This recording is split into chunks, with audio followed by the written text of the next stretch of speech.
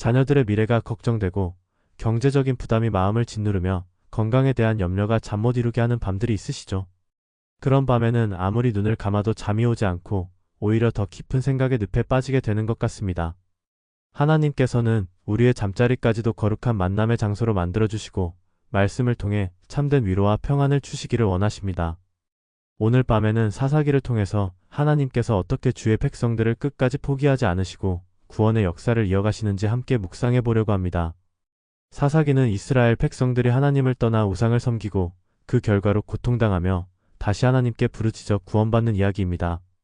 마치 우리의 신앙생활과 너무나 닮아있지 않습니까? 때로는 하나님을 의지하며 살다가도 어느 순간 세상의 유혹에 빠져 멀어지게 되고 그러다가 어려움이 닥치면 다시 하나님을 찾게 되는 우리의 모습과 같습니다. 그런데 놀라운 것은 이런 연약한 우리를 향한 하나님의 사랑은 변함이 없다는 것입니다. 오늘 밤 사사기를 통해서 4가지 소중한 교훈을 나누고자 합니다. 그럼 지금부터 함께 사사기의 세계로 들어가 보겠습니다.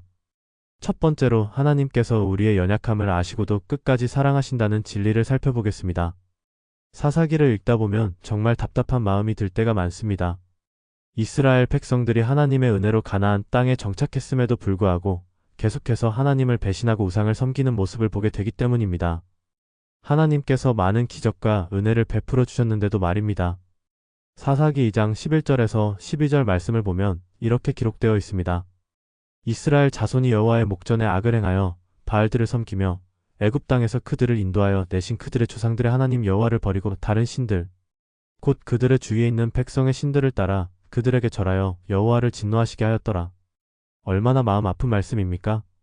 애굽에서 기적적으로 구원해 주시고 광야에서 40년 동안 먹이시고 입히셨으며 홍해를 가르시고 요단강을 멈추게 하시며 가나안 땅을 주신 하나님을 버렸다는 것입니다.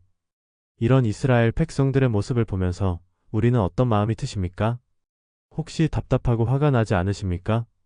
그런데 잠시 우리 자신을 돌아보면 어떻습니까? 우리도 하나님께 큰 은혜를 받고 감사하다가도 조금 시간이 지나면 그 감사를 잊어버리고 세상 걱정에 빠져들지 않습니까? 건강할 때는 하나님을 잊고 지내다가 아플 때만 간절히 기도하지 않습니까? 경제적으로 여유가 있을 때는 감사를 잊고 지내다가 어려워지면 그제서야 하나님을 찾지 않습니까?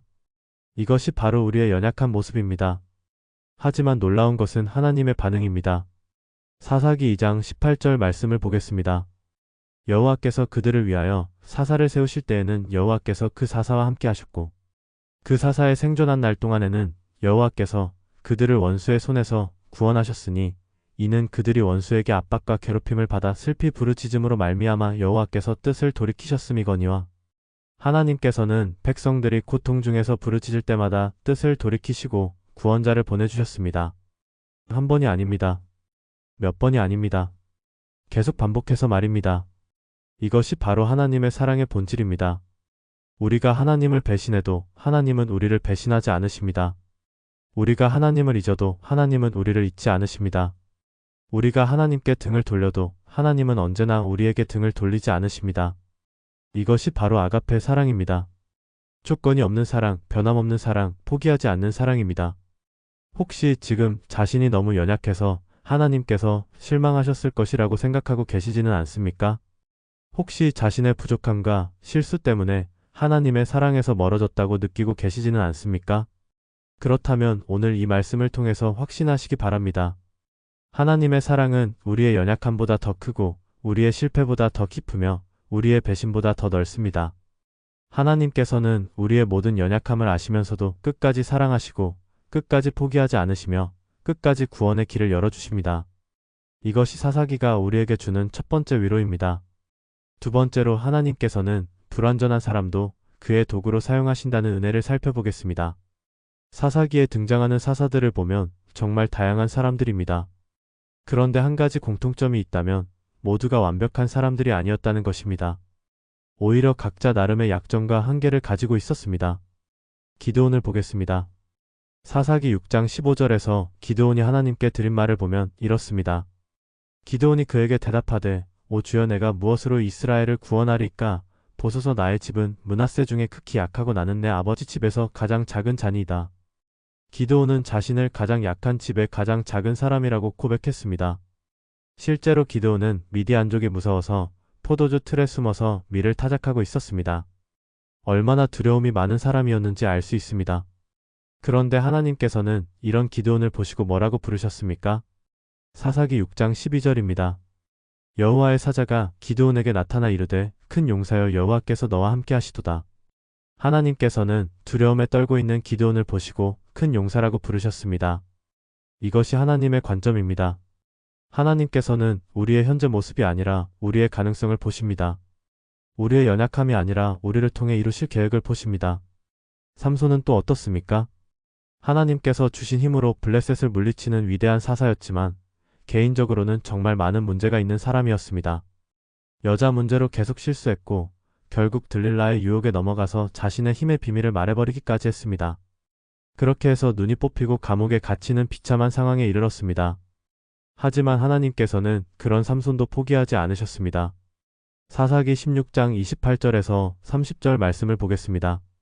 삼손이 여호와께 부르짖어 이르되 주 여호와여 구하옵나니 나를 생각하옵소서. 하나님이여 구하옵나니 이번만 나를 강하게 하사 나의 두 눈을 뺀 블레셋 사람에게 원수를 단번에 갚게 하옵소서 하고, 삼손이 집을 버티는 두 기둥을 하나는 왼손으로 하나는 오른손으로 껴안고 이르되 나는 블레셋 사람과 함께 죽겠다 하고 힘을 다하여 몸을 굽히니 그 집이 곧 무너져 그 안에 있는 방백들과 모든 백성에게 덮이니라. 삼손이 죽을 때에 죽인 자가 살았을 때에 죽인 자보다 많았더라. 실패하고 넘어진 삼손이지만 하나님께서는 그의 마지막 기도를 들어주시고 다시 한번 크게 쓰셨습니다. 드보라는 어떻습니까? 당시 이스라엘 사회에서 여성이 지도자가 된다는 것은 매우 이례적인 일이었습니다. 하지만 하나님께서는 드보라를 통해서 이스라엘을 구원하셨습니다. 사사기 4장 4절에서 5절 말씀입니다. 그때 랍비돗의 아내 여선지자 드보라가 이스라엘의 사사가 되었는데 그는 에브라임 산지 라마와 베델 사이 드보라의 종려나무 아래에 거주하였고 이스라엘 자손이 그에게 나와 재판을 받더라. 하나님께서는 성별이나 나이나 출신이나 학벌을 보지 않으십니다. 오직 하나님을 믿고 순종하는 마음을 보십니다. 야엘이라는 여인도 있었습니다. 그녀는 이스라엘 사람도 아니었습니다. 겐족속이었습니다.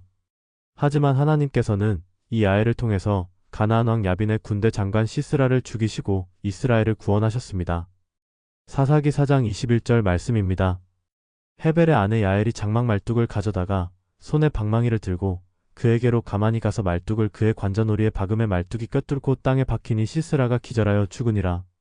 하나님께서는 전문 군인도 아니고 훈련받은 전사도 아닌 한 여인을 통해서 강력한 적군의 장군을 물리치셨습니다. 이 모든 이야기들이 우리에게 주는 메시지가 무엇입니까? 하나님께서는 완벽한 사람을 찾으시는 것이 아니라 하나님을 믿고 순종하려는 마음을 가진 사람을 찾으십니다. 하나님께서는 능력 있는 사람을 찾으시는 것이 아니라 하나님의 능력을 의지하는 사람을 찾으십니다. 하나님께서는 자격 있는 사람을 찾으시는 것이 아니라 하나님께서 자격을 주실 사람을 찾으십니다. 혹시 성도님들 중에 자신은 너무 부족해서 하나님께 쓰임받을 수 없다고 생각하시는 분이 계십니까? 혹시 자신은 너무 연약해서 하나님의 일을 할 수 없다고 생각하시는 분이 계십니까? 그렇다면 오늘 이 말씀을 통해서 새로운 용기를 얻으시기 바랍니다. 하나님께서는 우리의 부족함을 통해서도 당신의 완전함을 드러내십니다. 우리의 연약함을 통해서도 당신의 강함을 나타내십니다. 우리의 작음을 통해서도 당신의 크심을 보여주십니다. 고린도후서 12장 9절 말씀처럼 하나님의 능력이 연약한 데서 온전하게 나타나는 것입니다. 그러니 우리의 부족함을 핑계로 하나님의 부르심에서 피하지 마십시오. 오히려 우리의 연약함을 인정하면서 하나님의 능력을 의지하여 담대히 나아가시기 바랍니다. 하나님께서는 오늘도 불완전한 우리를 통해서 완전한 당신의 뜻을 이루어가고 계십니다. 세 번째로, 어떤 절망적인 상황에서도 하나님은 길을 만들어주신다는 소망을 살펴보겠습니다. 사사기를 읽다 보면 이스라엘 백성들이 정말 절망적인 상황에 처한 때들이 많습니다. 적들에게 완전히 압제당하고 숨어서 살아야 하고 모든 희망이 사라진 것 같은 상황들 말입니다. 하지만 그런 절망적인 순간마다 하나님께서는 놀라운 방법으로 길을 열어주셨습니다.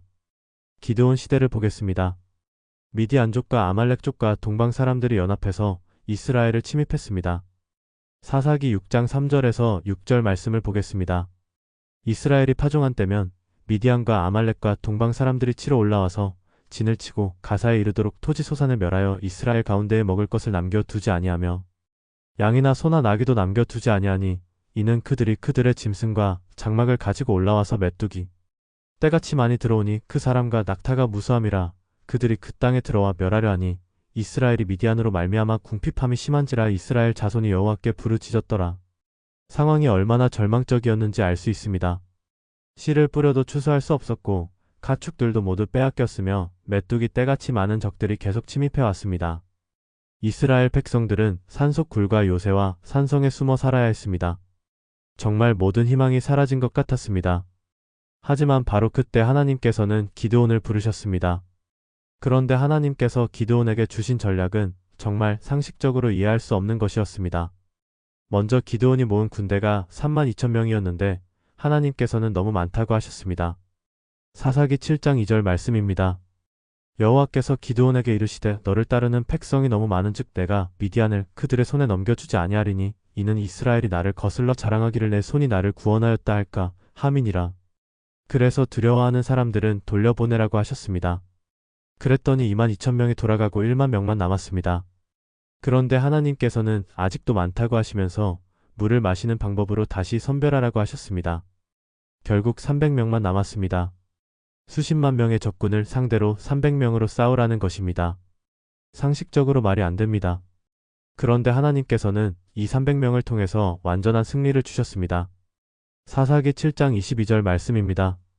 300명이 나팔을 불 때에 여호와께서 그 온 진영에서 친구끼리 칼날로 치게 하심으로 적군이 스레라의 벳시다까지 또 다밧의 아벨므홀라의 경계까지 도망하니라. 하나님께서는 적군들이 서로 싸우게 하셔서 완전한 승리를 주셨습니다. 인간의 상식으로는 불가능한 일이었지만 하나님께는 능치 못할 일이 없었습니다. 삼손의 경우도 마찬가지입니다. 삼손이 들릴라에게 속아서 머리카락을 잘리고 눈이 뽑힌 채 감옥에 갇혔을 때 누가 그를 통해서 다시 위대한 승리가 있을 것이라고 상상했겠습니까? 모든 것이 끝난 것 같았습니다. 하지만 하나님께서는 그 절망적인 순간에도 길을 준비하고 계셨습니다. 사사기 16장 22절 말씀을 보겠습니다. 그의 머리털이 밀린 후에 다시 자라기 시작하니라. 머리털이 다시 자라기 시작했다는 것은 하나님의 능력이 다시 회복되기 시작했다는 의미입니다. 그리고 마침내 삼손은 마지막 순간에 하나님께 기도했고 하나님께서는 그 기도를 들어주셔서 블레셋의 신전을 무너뜨리는 놀라운 역사를 이루셨습니다. 야엘의 경우는 또 어떻습니까? 이스라엘 군대가 시스라의 철 병거 900대와 20년 동안 싸워도 이길 수 없었습니다. 사사기 4장 3절 말씀입니다. 이스라엘 자손이 여호와께 부르짖었으니 이는 시스라가 철 병거 900대를 가지고 20년 동안 이스라엘 자손을 심히 학대하였음이더라. 20년 동안 이길 수 없었던 강력한 적이었습니다. 하지만 하나님께서는 한 여인의 손에 있는 장막 말뚝을 통해서 그 강력한 적장을 물리치셨습니다. 누가 상상이나 했겠습니까? 철 병거 900대와 강력한 군대를 가진 시스라가 한 여인의 손에 죽을 것이라고 말입니다. 하지만 하나님께서는 그런 놀라운 방법으로 길을 열어주셨습니다. 오히려 이런 절망적인 순간이야말로 하나님의 놀라운 역사가 시작되는 순간일 수 있습니다. 기드온의 300명이 수십만 적군을 이긴 것처럼 야엘의 장막 말뚝이 철 병거 900대보다 강했던 것처럼 하나님께서는 우리의 작은 것들을 통해서도 큰 일을 행하실 수 있습니다. 네 번째로 하나님의 구원 계획은 결코 멈추지 않는다는 확신을 살펴보겠습니다. 사사기를 전체적으로 보면 하나의 큰 흐름을 발견할 수 있습니다. 이스라엘 백성들이 하나님을 떠나면 고통당하고 고통 중에서 부르짖으면 하나님께서 구원자를 보내주시는 패턴이 계속 반복됩니다. 그런데 중요한 것은 이런 반복 속에서도 하나님의 구원 계획은 결코 멈추지 않았다는 것입니다. 사사기 마지막 부분을 보면 정말 암울합니다. 사사기 21장 25절 말씀입니다. 그때 이스라엘의 왕이 없으므로 사람이 각기 자기의 소견에 옳은 대로 행하였더라. 완전한 무질서 상태였습니다. 도덕적으로도 영적으로도 타락의 극에 달했습니다. 레위인의 첩이 강간당해 죽는 끔찍한 사건도 일어났고 지파 간의 내전도 벌어졌습니다. 베냐민 지파가 거의 전멸할 뻔한 상황까지 갔습니다. 정말 이스라엘의 미래가 없어 보였습니다. 하나님의 계획도 실패한 것처럼 보였습니다. 하지만 하나님께서는 이 절망적인 상황에서도 당신의 계획을 포기하지 않으셨습니다. 사사기 다음에 나오는 룻기를 보면 놀라운 이야기가 펼쳐집니다. 모압 여인 룻이 이스라엘의 하나님을 믿게 되고 보아스와 결혼해서 오벳을 낳습니다. 그리고 오벳은 이새를 낳고 이새는 다윗을 낳습니다. 바로 다윗 왕가의 족보가 시작되는 것입니다. 그리고 이 다윗의 후손으로 결국 예수 그리스도께서 오시게 됩니다. 사사기의 절망적인 상황 속에서도 하나님께서는 메시아를 보내실 계획을 차근차근 준비하고 계셨던 것입니다. 사무엘상을 보면 또 어떻습니까? 엘리 제사장의 아들들이 타락해서 하나님의 성전이 더럽혀지고 블레셋에게 언약궤까지 빼앗기는 절망적인 상황이 벌어집니다. 하지만 바로 그런 상황에서 하나님께서는 사무엘을 세우시고 사무엘을 통해서 다윗을 세우셨습니다. 그리고 다윗을 통해서 이스라엘 왕국의 황금길을 열어주셨습니다. 이것이 바로 하나님의 방법입니다. 인간이 보기에는 끝난 것 같은 상황에서도 하나님은 새로운 시작을 준비하고 계십니다. 모든 희망이 사라진 것 같은 순간에도 하나님은 더 큰 소망을 품고 계십니다. 구약 전체를 봐도 마찬가지입니다. 아담과 하와가 범죄해서 에덴에서 쫓겨났을 때 모든 것이 끝난 것 같았지만 하나님께서는 여자의 후손이 뱀의 머리를 상하게 할 것이라는 구원의 약속을 주셨습니다. 노아 시대에 온 세상이 홍수로 멸망했을 때도 하나님께서는 방주를 통해서 인류를 보존하시고 다시 새로운 시작을 열어주셨습니다. 바벨탑 사건으로 인류가 흩어졌을 때도 하나님께서는 아브라함을 부르셔서 새로운 민족을 세우시고 구원의 역사를 이어가셨습니다. 이스라엘 백성들이 애굽에서 400년 동안 종살이할 때도 하나님께서는 모세를 통해서 구원의 역사를 이루셨습니다. 바벨론의 포로로 끌려가서 70년 동안 고생할 때도 하나님께서는 때가 되면 다시 고향으로 돌아오게 하셨습니다. 그리고 마침내 때가 차면 하나님께서는 당신의 아들 예수 그리스도를 이 땅에 보내주셔서 완전한 구원을 이루어 주셨습니다. 로마서 8장 28절 말씀처럼 하나님을 사랑하는 자들에게는 모든 것이 합력하여 선을 이루어 주십니다. 심지어 우리의 실패와 연약함조차도 하나님께서는 선한 목적을 위해 사용하십니다. 이것이 우리가 가져야 할 확신입니다. 하나님의 구원 계획은 결코 멈추지 않습니다. 우리가 실패해도, 우리가 넘어져도, 상황이 절망적으로 보여도 하나님의 계획은 계속 진행됩니다. 역사상 수많은 환난과 고난이 있었지만 하나님의 교회는 지금까지 보존되어 왔습니다. 로마 제국의 박해도, 중세시대의 암흑기도, 현대의 공산주의와 무신론의 도전도 하나님의 교회를 멸할 수 없었습니다. 오히려 고난 속에서 더욱 순수해지고 강해져 왔습니다. 혹시 자신의 과거 때문에 하나님께서 자신을 포기하셨다고 생각하시는 분이 계십니까? 혹시 나이가 많아서 이제는 하나님께 쓰임받을 기회가 없다고 생각하시는 분이 계십니까? 하나님의 계획에는 때가 있고 절기가 있습니다. 지금은 준비의 시간일 수 있고 연단의 시간일 수 있습니다. 하지만 하나님께서는 결코 우리를 포기하지 않으시고 당신의 때에 당신의 방법으로 우리를 크게 쓰실 것입니다. 모세도 80세에 하나님의 부르심을 받았습니다. 아브라함도 75세에 고향을 떠나라는 하나님의 부르심을 받았습니다. 갈렙도 85세에 헤브론 땅을 정복하겠다고 나섰습니다. 하나님께는 늦은 때가 없습니다. 하나님께서는 지금도 우리 각자를 향한 당신의 계획을 성취해가고 계십니다. 그러니 현재의 어려움만 보고 낙심하지 마십시오.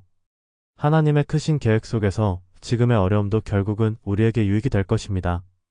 하나님의 구원 계획은 결코 멈추지 않습니다. 우리를 향한 하나님의 사랑도 결코 멈추지 않습니다. 우리를 위한 하나님의 준비도 결코 멈추지 않습니다. 이 확신을 가지고 오늘 밤도 평안하게 주무시기 바랍니다.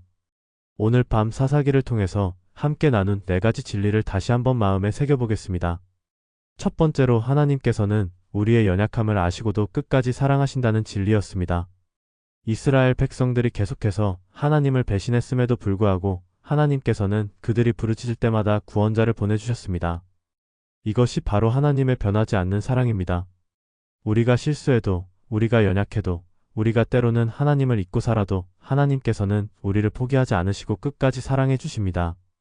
두 번째로 하나님께서는 불완전한 사람도 당신의 도구로 사용하신다는 은혜였습니다. 기드온의 두려움도, 삼손의 실패도, 드보라의 성별적 한계도 하나님께는 문제가 되지 않았습니다. 하나님께서는 우리의 완벽함을 보시는 것이 아니라 우리의 마음을 보시고 우리의 능력을 보시는 것이 아니라 하나님을 의지하는 믿음을 보십니다. 그래서 부족한 우리도 하나님의 크신 일에 쓰임받을 수 있는 것입니다. 세 번째로 어떤 절망적인 상황에서도 하나님은 길을 만들어주신다는 소망이었습니다. 300명으로 수십만 적군을 이기게 하시고 한 여인의 장막 말뚝으로 철 병거 900대보다 강한 적장을 물리치게 하신 하나님께서는 지금도 우리가 상상할 수 없는 방법으로 길을 열어주십니다. 우리가 막다른 골목에 있다고 생각할 때도 하나님께서는 이미 다른 길을 준비하고 계십니다. 네 번째로 하나님의 구원 계획은 결코 멈추지 않는다는 확신이었습니다. 사사시대의 혼란과 타락 속에서도 하나님께서는 다윗 왕가를 준비하시고 궁극적으로는 메시아이신 예수 그리스도를 보내실 계획을 진행하고 계셨습니다. 이처럼 하나님의 구원 계획은 인간의 실패나 세상의 어둠으로도 막을 수 없습니다. 이 네 가지 진리가 여러분들의 마음 깊은 곳에 새겨져서 앞으로의 모든 날들을 살아가시는 든든한 힘이 되시기를 간절히 바랍니다. 특히 잠들기 전 이런 하나님의 말씀으로 마음을 채우시는 것이 얼마나 복된 일인지 모릅니다. 시편 4편 8절 말씀처럼 평안히 눕고 자게 되는 것은 오직 여호와께서 우리를 안전하게 거주하게 하시기 때문입니다. 세상의 염려와 근심으로 잠 못 이루는 밤이 아니라 하나님의 말씀과 약속으로 평안한 잠자리에 드시는 성도님들이 되시기 바랍니다. 그리고 이런 은혜로운 시간들이 성도님들에게만 머물지 않고 주변의 많은 분들에게도 전해지기를 소망합니다. 만약 오늘 이 말씀이 성도님들에게 위로와 힘이 되었다면 좋아요 버튼을 눌러주시고 댓글로 여러분의 간증과 은혜 받은 내용을 나누어 주시면 정말 감사하겠습니다. 그리고 주변에 잠 못 이루며 고민하고 계신 분들이나 어려운 상황 가운데 있는 분들이 계시다면 이 영상을 공유해 주셔서 함께 하나님의 위로를 나누시기 바랍니다. 하나님의 말씀은 나누면 나눌수록 더욱 풍성해지고 함께 들으면 들을수록 더욱 은혜로워집니다. 하나님께서 여러분들의 가정을 지키시고 보호하시며 범사에 형통하게 하시고 건강하게 하시며 모든 필요를 채워주시기를 우리 주 예수 그리스도의 이름으로 축원합니다. 안녕히 주무십시오. 하나님의 사랑이 함께 하시기를 축원합니다.